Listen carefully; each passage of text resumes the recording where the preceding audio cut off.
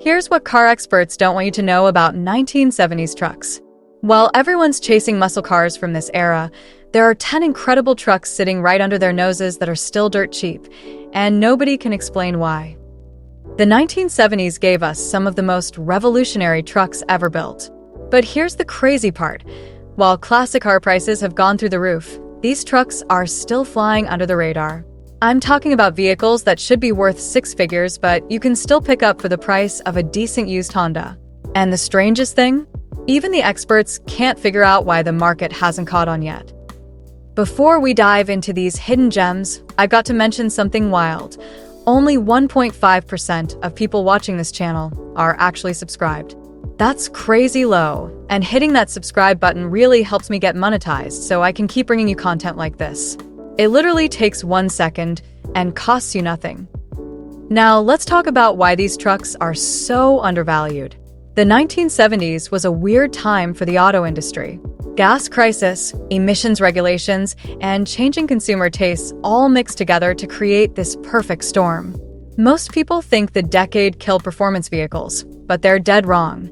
Truck manufacturers were actually innovating like crazy during this period, creating vehicles that were tougher, more capable, and in many cases, more advanced than anything that came before.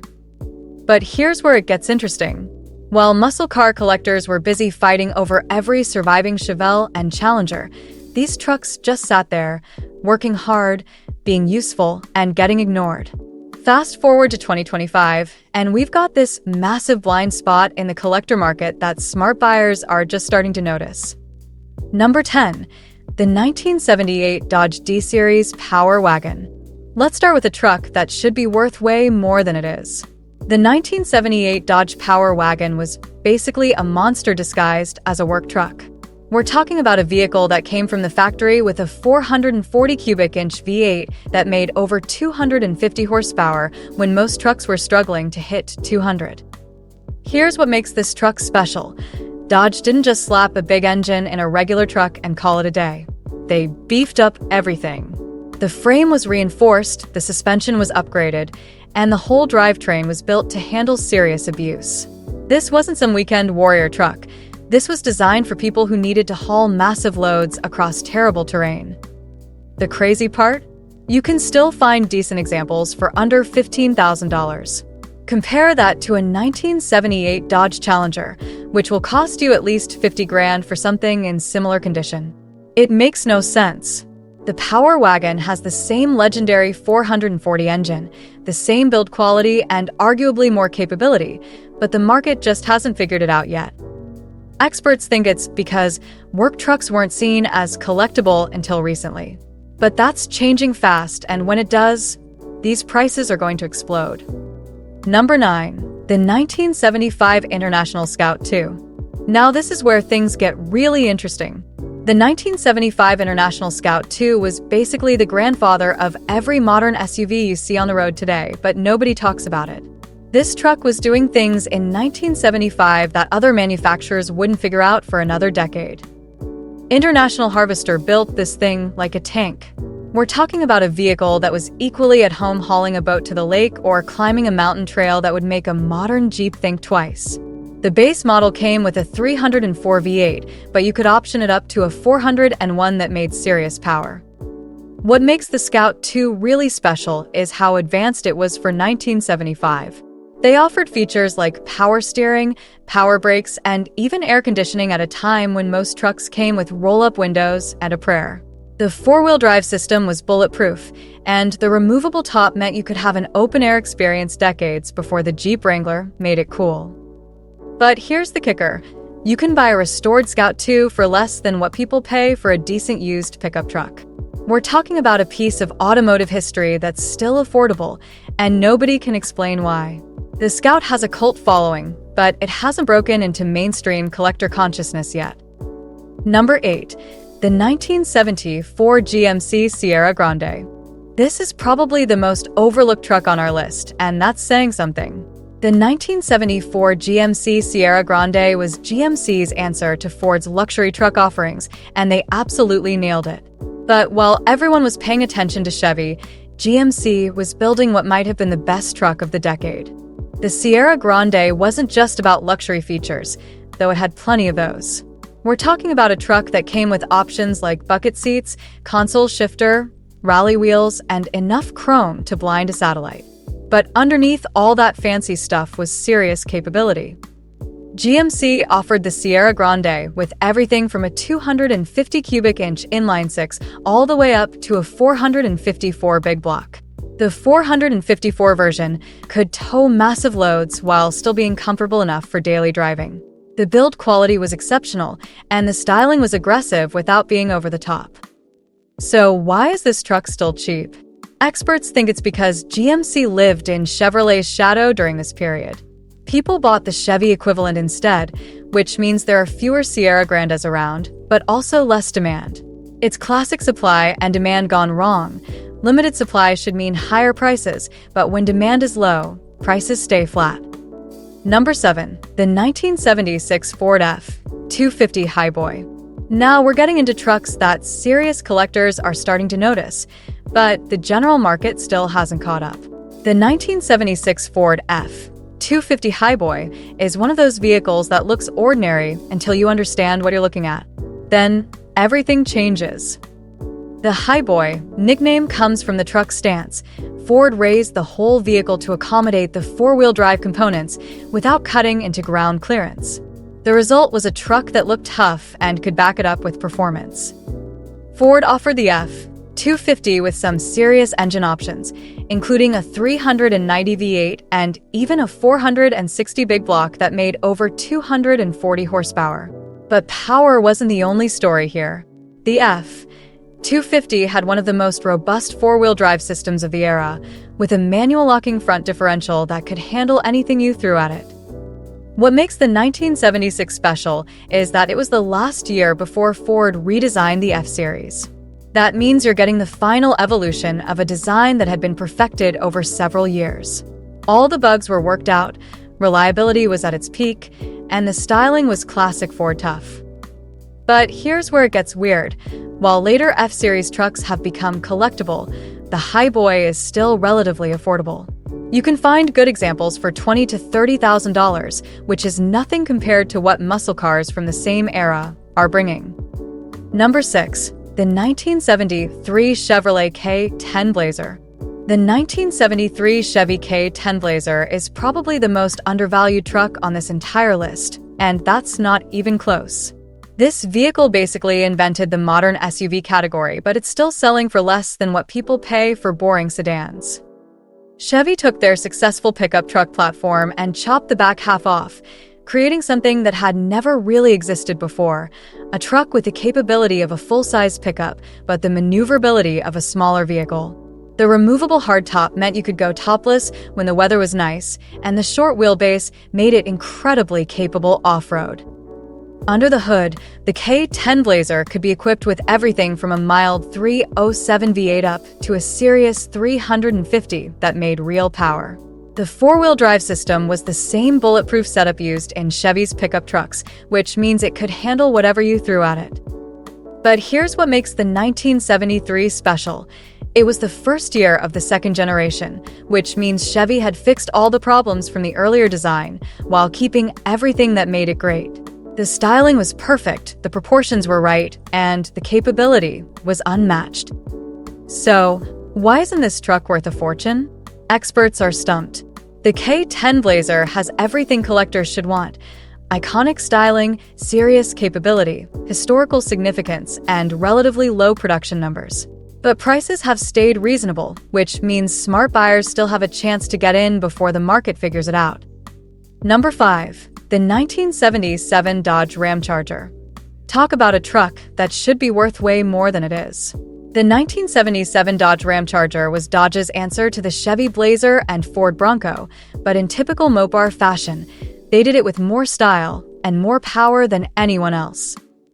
The Ramcharger came from the factory with some serious engine options, including a 360 V8 and the legendary 440 big block.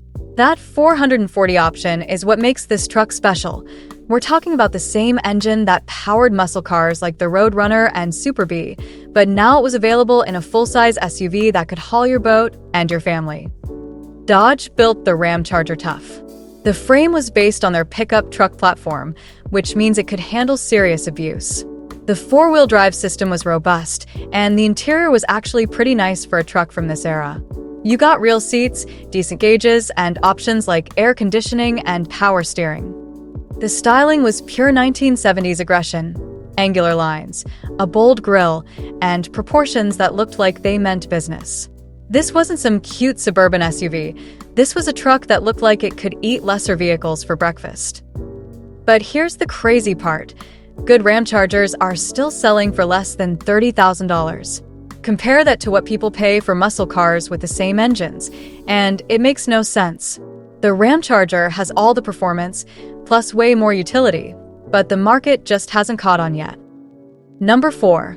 The 1975 Ford Bronco. The 1975 Ford Bronco is probably the most famous truck on our list, but it's still undervalued compared to what it should be worth. This was the year Ford got serious about making the Bronco a real competitor to vehicles like the Chevy Blazer, and the result was one of the best trucks of the decade. Ford redesigned the Bronco for 1975, making it bigger, more comfortable, and more capable. The new version was based on the F-150 pickup truck platform, which meant it could handle serious loads while still being manageable for daily driving. The styling was clean and purposeful, no unnecessary frills, just functional design that looked great. Under the hood, Ford offered the Bronco with a range of engines, but the one everyone wanted was the 351 Windsor V8. This engine made solid power and was bulletproof reliable. The four-wheel drive system was simple and effective, with manual locking hubs that gave you complete control over when you needed extra traction. What made the 1975 Bronco special was how well-rounded it was. This wasn't just an off-road machine or just a highway cruiser. It could do both well. You could use it to tow a trailer during the week and hit the trails on the weekend without missing a beat. The problem with Bronco pricing is that everyone focuses on the early small Broncos from the 1960s, which have gotten expensive. But the full-size Broncos like this 1975 are still relatively affordable, even though they're arguably better trucks in almost every way. Number 3. The 1978 Jeep J10. Now we're getting into trucks that are so undervalued it's almost criminal. The 1978 Jeep J10 pickup truck is one of the most capable vehicles ever built, but nobody talks about it. While everyone was focused on Jeep's CJ models, the company was building pickup trucks that could do things other trucks could only dream of. The J10 was built on Jeep's legendary platform that dated back to military vehicles from World War II. But by 1978, they had refined everything to near perfection.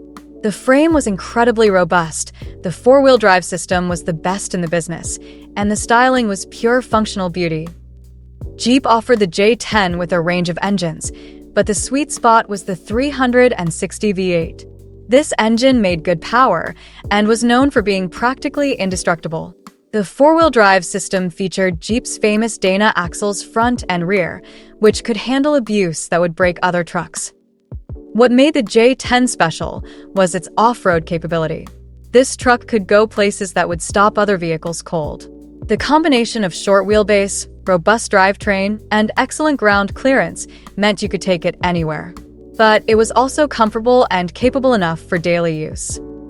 The crazy thing about J10 pricing is that these trucks are still selling for reasonable money. You can find good examples for $15,000 to $25,000, which is nothing compared to what other classic trucks are bringing. Experts think it's because Jeep pickups never had the same marketing push as the CJ models, so they flew under the collector radar. Number 2. The 1974 Chevrolet Suburban. This might be the most important truck on our entire list, and it's definitely one of the most undervalued.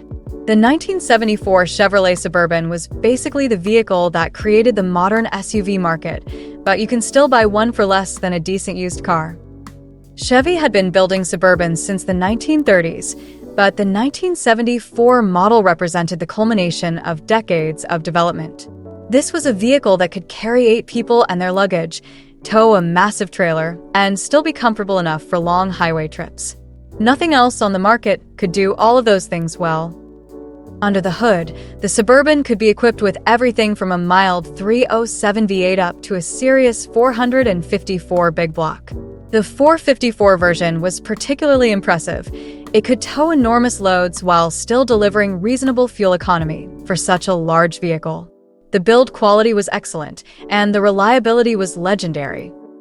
What made the 1974 Suburban special was how ahead of its time it was. This vehicle predicted the SUV boom that wouldn't really take off until the 1990s. Chevy figured out that people wanted truck capability with car-like comfort, and they delivered it in a package that nothing else could match. But here's what's crazy. While modern Suburbans sell for $60,000 or more, you can buy a restored 1974 for half that price. We're talking about a vehicle that's historically significant, incredibly capable, and built to last forever, but the collector market just hasn't figured it out yet. Number 1. The 1979 GMC Caballero. And here we are at number 1. The truck that's so undervalued it's almost insulting. The 1979 GMC Caballero is probably the most overlooked vehicle in American automotive history, and that's not hyperbole. This truck should be worth serious money, but you can still buy nice ones for less than $15,000. The Caballero was GMC's version of the Chevrolet El Camino, but it was more than just a badge-engineered clone. GMC gave the Caballero its own styling, its own interior options, and its own personality. The result was a vehicle that looked more upscale and sophisticated than its Chevy cousin. Under the hood, the Caballero could be equipped with some serious engines, including a 305 V8 and even a 350 in certain configurations. But power wasn't the whole story. This was a vehicle that combined the comfort of a luxury car with the utility of a pickup truck. You could haul a refrigerator during the day and take your date to dinner at night. The 1979 model year was particularly special because it was the last of the full-size Caballeros. After 1979, everything got smaller due to fuel economy regulations. That means the 1979 represents the end of an era, the last time you could buy a car-based pickup truck with serious power and full-size proportions. But here's what makes the Caballero's low values so puzzling. This truck has everything collectors should want. It's rare, it's stylish, it's capable, and it's the end of a production run. El Caminos have gotten more expensive in recent years, but the Caballero is still flying under the radar.